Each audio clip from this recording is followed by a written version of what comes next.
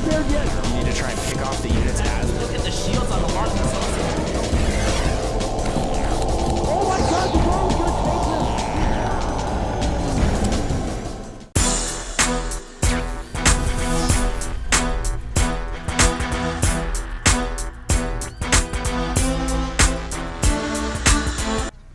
Alright, here we are. It is going to be Cloud against Nerchio in the IPL. I am Artosis. Alongside me, my hetero nerd life partner, Tasteless. How you doing, buddy? Oh, dude, I am so excited for many reasons. First off, of course, it's the IPL, a tournament that I love quite a bit.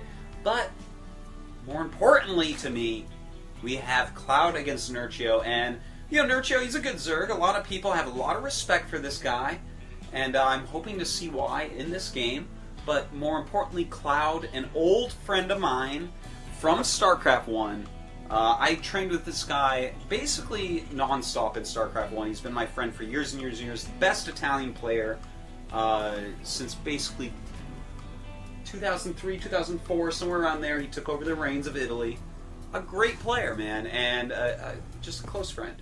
Well, yeah, I'm in the same boat as you, man. I have known Cloud forever. Yeah. I, like you, have trained with Cloud back before he was even a top player. Mm-hmm. And it's interesting because within the twilight of StarCraft 1, pro gaming, outside of Korea, this guy was one of the best Protoss players there was. Oh, yes. Now we're here in StarCraft 2. He's already one of the best Europeans.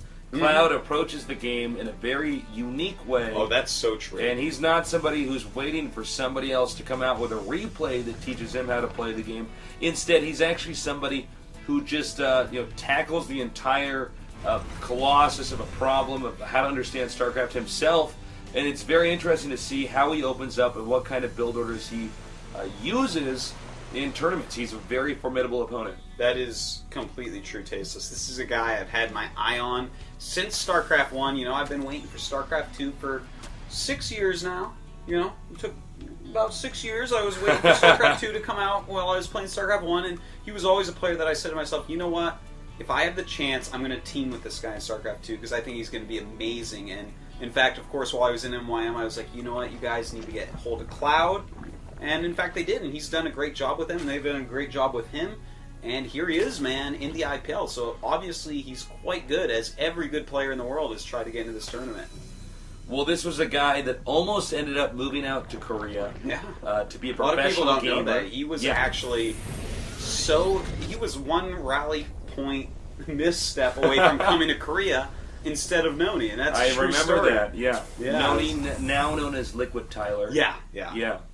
My old school thoughts coming back to me, Tasteless. Well, you know, here he is. He's going for a very quick reactored Hellion build, as we see, and our Zerg player, Nerchio, going for a hatch and then 2 drones and then into his spawning pool. So, as we see, he's making a ton of drones. He's getting out his 4 lings right now. He's getting his queen.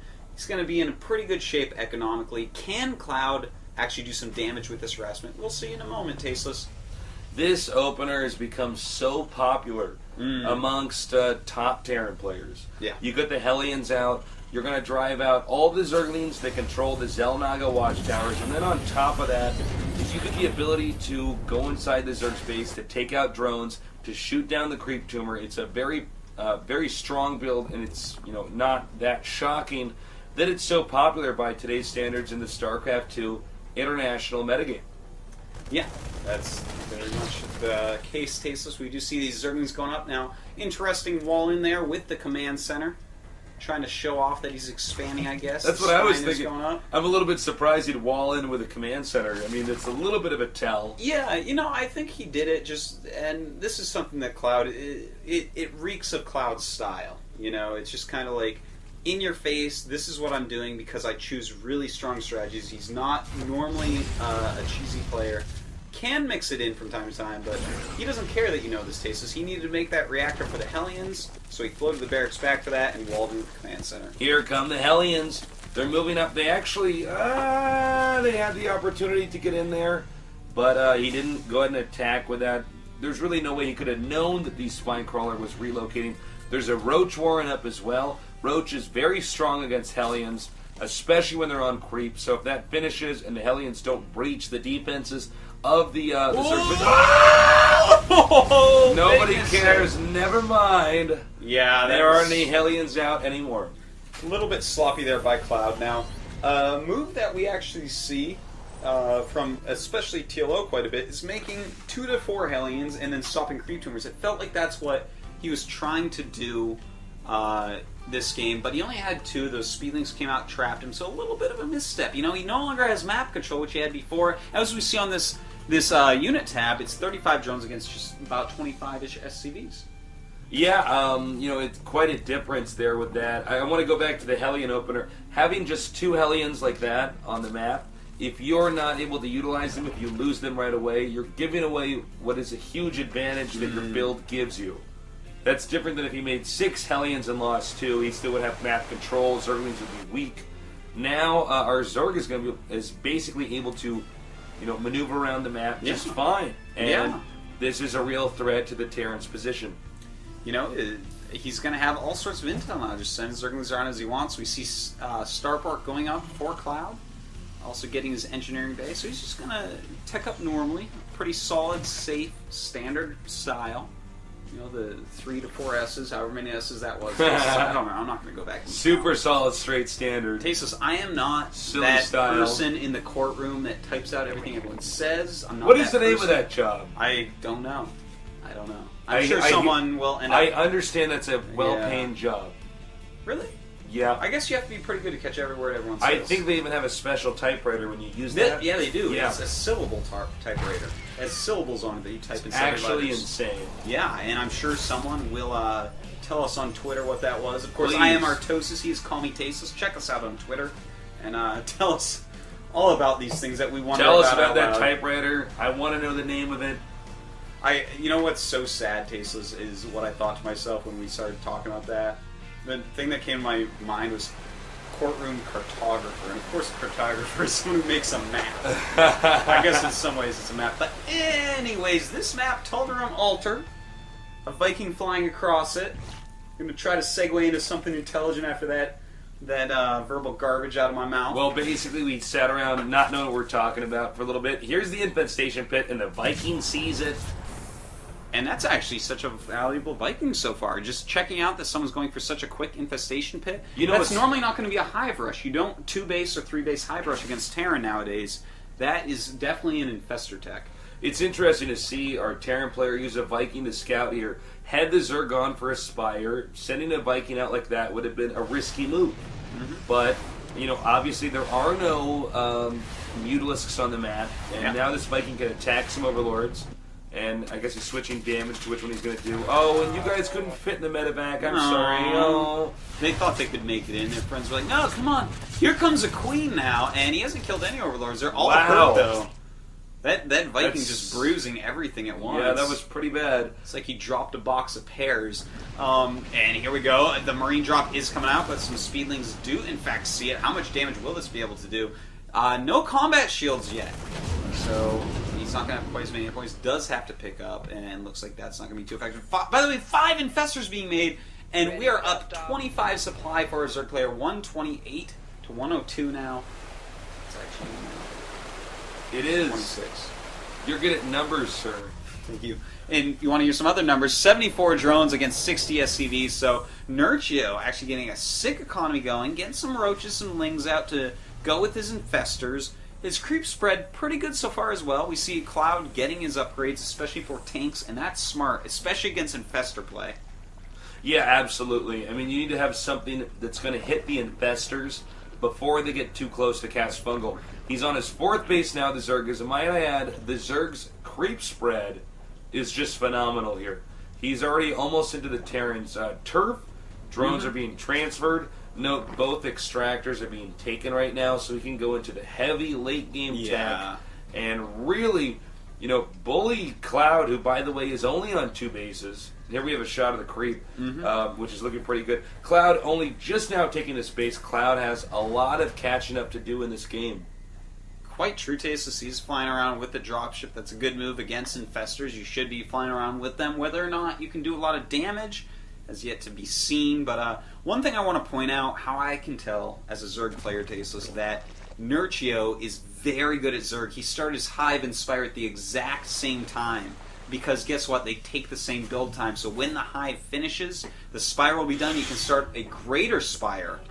And then with the Greater Spire, Tasteless, of course, Broodlords. But that is absolutely awesome. Great to see.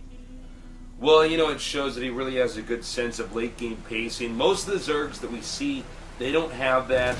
The late game is where it really gets messy. Also note, the ClouD has had little, if any, impact on the Zerg when it comes to these drops. Yeah, not only that, but Nerchio's about to max out, man. 193 spy against 157. That was a little bit painful to see when he dropped onto 2 spine crawlers. But Marine's like, really? Me first? And really? The guy just kicks him out. And they draw straws, and he's like, oh, come on. You know when I said to draw straws? That was stupid.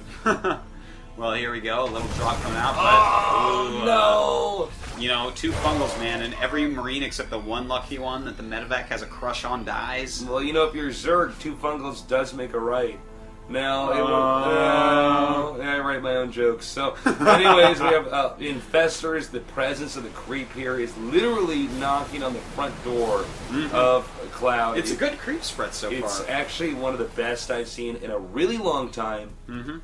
Now, we do have that Greater Spire being made. More medevacs are moving through the map. Look at that thing, man. Just has like a mask on the Spire. By the way, hat. Yeah. He puts on a hat.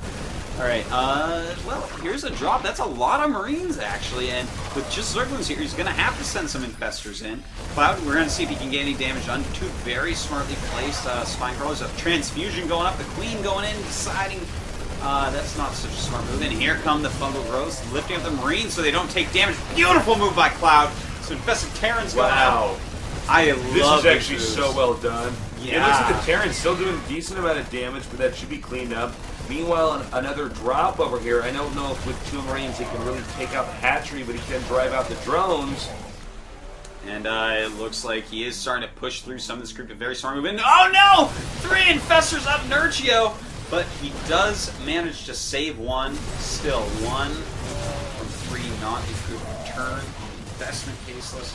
Big mistake there by Nerchio. You have to be so careful. Oh my god, he has so many Infestors. He's got to be careful. He just revealed his Corruptor there, keeping the Corruptor with the army. And I believe that scan, I'm not entirely sure, did spot the Broodlords that are on the way. Now, Broodlords, if you compare them to StarCraft 1, they're a lot like carriers. Yeah. The element of surprise is so important.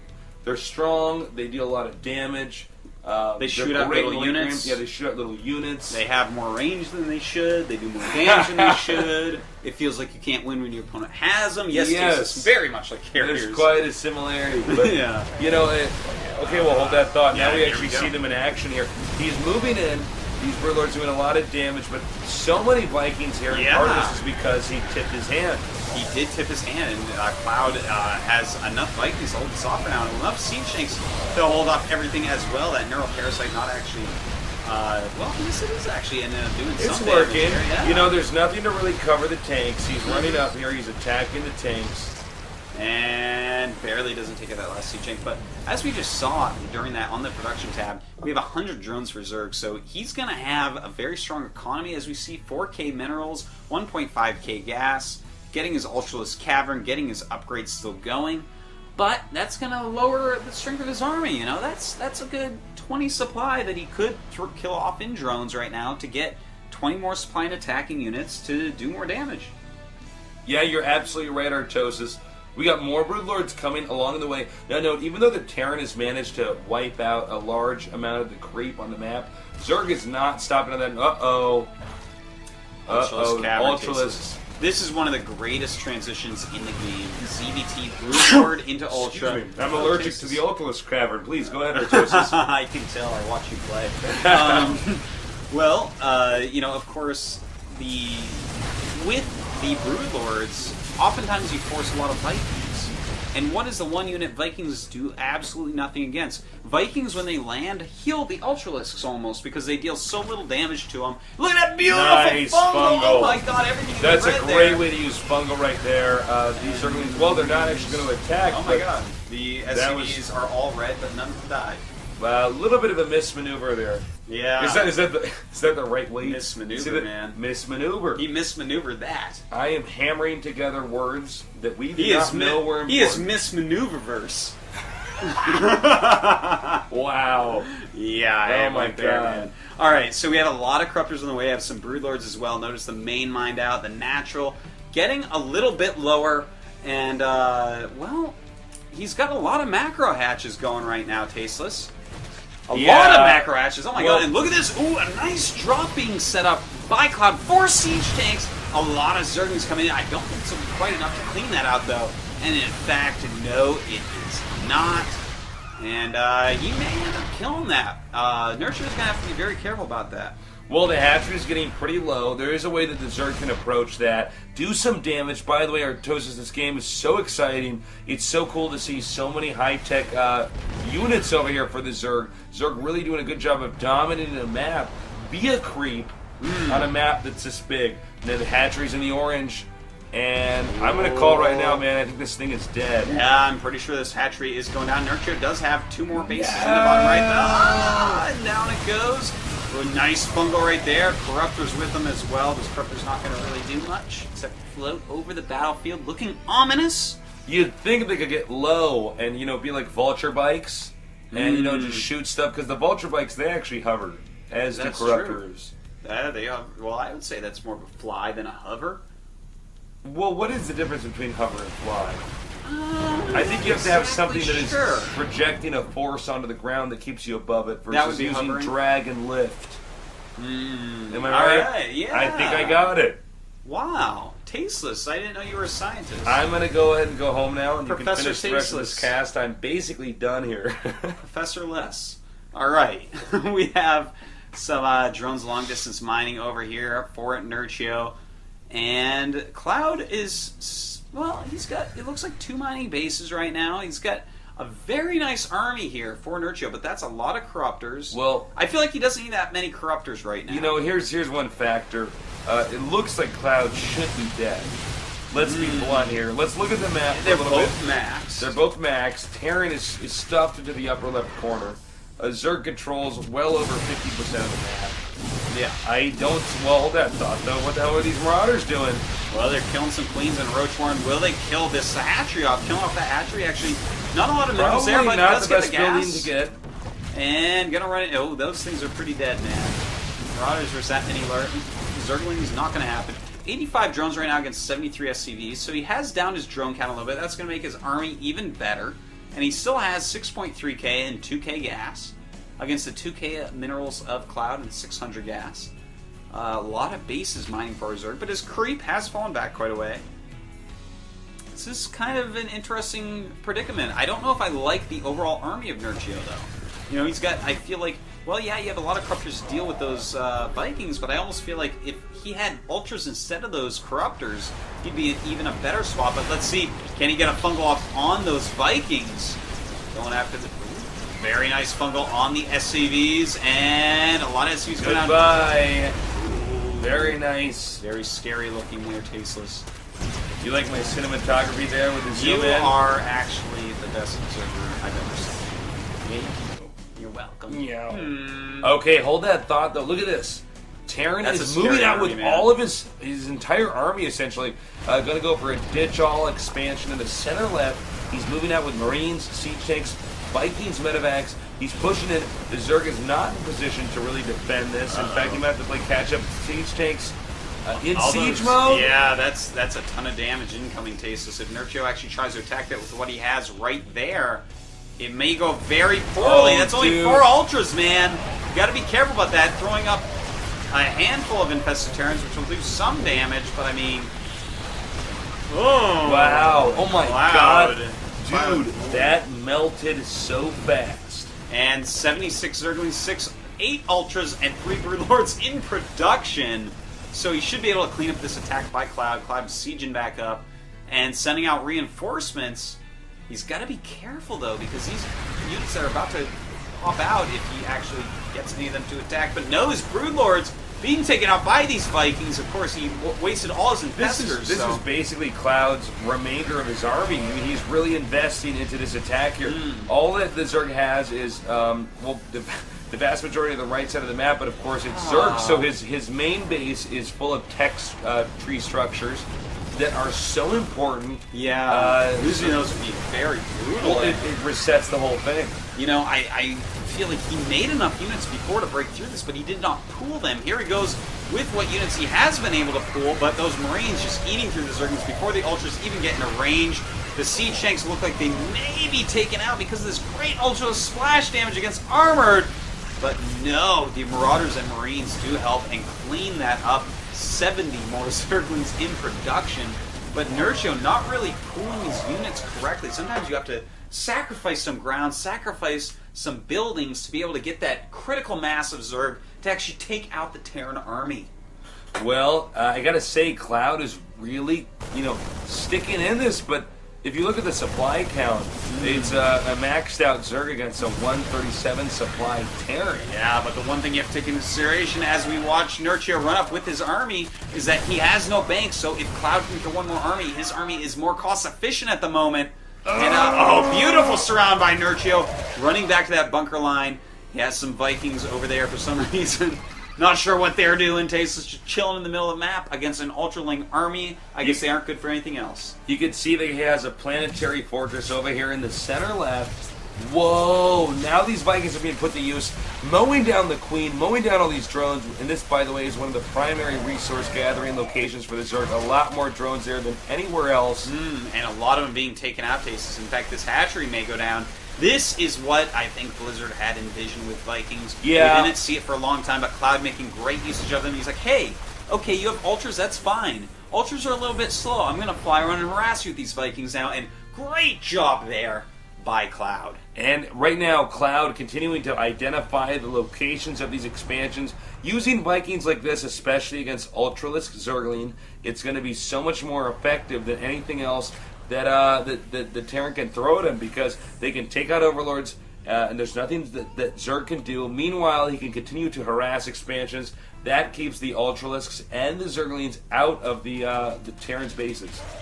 It certainly does. Now ClouD lifted off that command center, rightfully so, flying around with these dropships. Probably wants to take out a few hatches. As we look at the minimap, there are hatches all over the place. Nerchio being a good Zerg and doing what Zergs do best. Oh, a nice harassment here by the Vikings, once again, of ClouD, and sniping that Queen, sniping off a bunch of drones, and whoa, there's Ultras you gotta lift off, and there he goes. He's losing just a single Viking, it looks like.